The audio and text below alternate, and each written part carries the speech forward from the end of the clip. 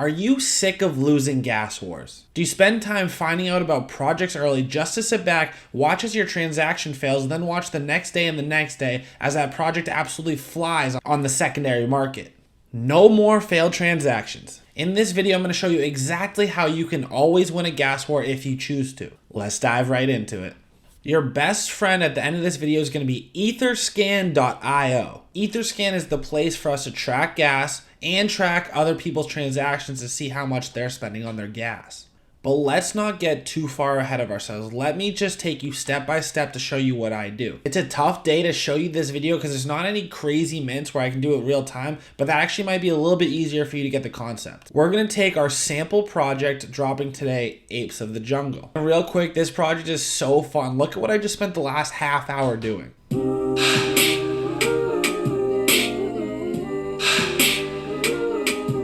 Okay, so Apes of the Jungle is not a super hyped up project. It's not currently selling out. It's in public mint. But let's pretend Apes of the Jungle is a huge project. Let me take you step by step to show you exactly what I would look for and how to make sure I don't lose my gas war. So you're going to want to look for three things. The first thing we have to do is determine how much hype is in this project. To figure out the hype of the project, I'm going to open up their Twitter, I'm going to open up the Discord, I'm going to see how much engagement they're getting on posts, but also I'm going to make sure that they don't have a bot following. I want to make sure this is real organic followers. As you can see on Twitter, they have only 5,000 followers. I try to see how much engagement their tweets get that are not giveaways. This one right here is not a giveaway. It has 9 retweets and 32 likes. Even further, one step further you should go is check into their likes and their retweets. Make sure they're not bots. Make sure they're not promoters.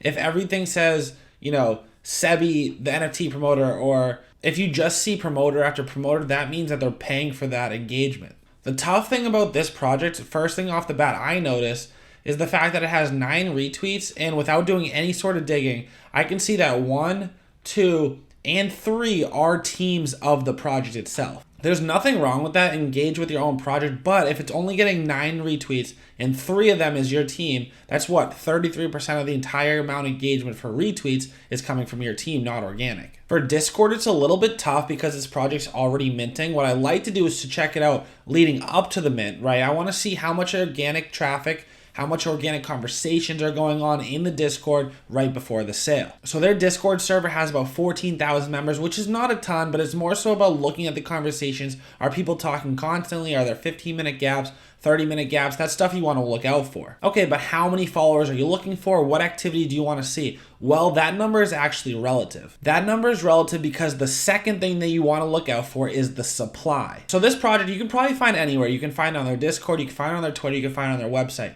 But right here on their Twitter, it says that their supply is going to be 8,888. The reason this is so important is if they have 5,000 followers, say they only have 4,000 people in their Discord, but they want to sell 8,000 NFTs, it's probably not enough hype to suggest that this is going to sell out. The reason I'm going to say this is not a lot of hype is because imagine if this project, it has the 5,000 followers on Twitter, it gets those 10 retweets, it has 14,000 on Discord, but instead of 8,000 NFTs, it only has 10 NFTs. Then, comparatively to the amount of supply, it has a ton of hype, and this is definitely going to sell out. Now that we understand how much hype a project has, we can kind of take a guesstimate of how many people we think are going to be wanting to mint this project. But here's what I want you to do instead. Instead of guessing, I want you to know for sure. But how can you know for sure how many people are going to mint out a project? I want you to dive over to this website called mobi.gg. I'm going to leave the link in the description below. Mobi is a paid tool, but it also has a free service. I'm going to use the free service for this video so that you guys can see exactly what I'm doing and follow along and do it yourselves. So however long it takes you for you guys to feel really good about your ability to test out a project, see it, and know how much hype is going to be behind it, you can kind of get a feeling for how many people are going to buy it and what the supply is going to look like. Take your time, spend 7 days, 10 days, 14 days, follow projects, and do this on your own. What I want you to do is click this button up here where it says mints. This is going to show you a bunch of projects that are currently minting. Again, it's a tough night to show you because a lot of these projects are either really small, and the only one that's actually minting out a lot is Elderly Ape Retirement Club, but they're in the whitelist, so it's not going to be a gas war. But for our example, this is exactly what you're going to do. You're going to go to mobi.gg every single day until you feel comfortable. You're going to look at projects like Elderly Ape Retirement Club. You're going to click this button right here that takes you to their Etherscan. The The button looks like this little logo up top. Okay, I want you guys to get really comfortable with this screen. So what you're gonna do is you're gonna spend some time every single day going on here, looking at projects and scrolling down to transactions and looking to see how much people are spending on gas.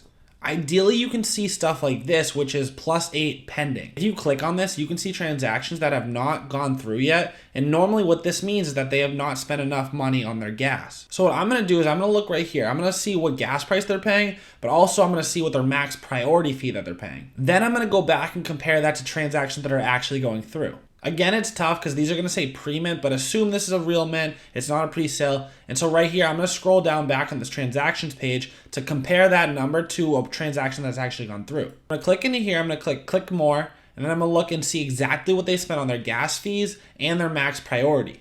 I'm going to continue to do this till I get a pretty good idea of, depending on how much hype a project has, I'm going to go back, look at all their Twitters, their Discords for each one of these projects, see how much hype they had beforehand, and then I'm going to see how much gas and how much priority was needed to get the contract through. Okay, I said before that we're going to look for 3 things. The 3 things that we look for are the supply, the amount of hype a project has, and the third thing we go to look for is their Etherscan contract. There's a couple different ways to find these. Sometimes they have it on their website. First thing I look for is I go down to the FAQ section. Normally you're going to be able to see something like, what is Apes of the Jungle contract address?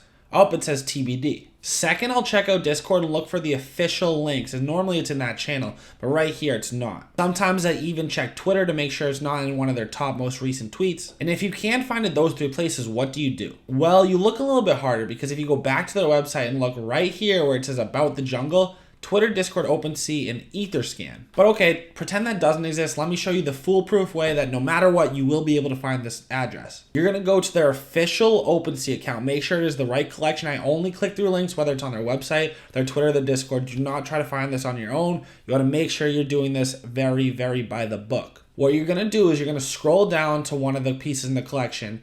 You're going to click on it, scroll down to details, and right next to contract address, you're going to click this link and it's going to take you to Etherscan. Now, this is the fun part. This is where you get to front run everybody's bid and outbid them and outgas them. So once you're comfortable, you've been practicing this for a week or 2, you know exactly what a project of this supply with this amount of hype is expected to pay in terms of gas, which is your GWE, and your priority, which is your tip. Personally, I don't really care about the pending at this point. I want to see what transactions have gone through. When this is a super competitive project, this is going to say like 2 seconds ago, and then you're going to be able to click into the transaction. You're going to be able to see exactly what they paid for gas and priority.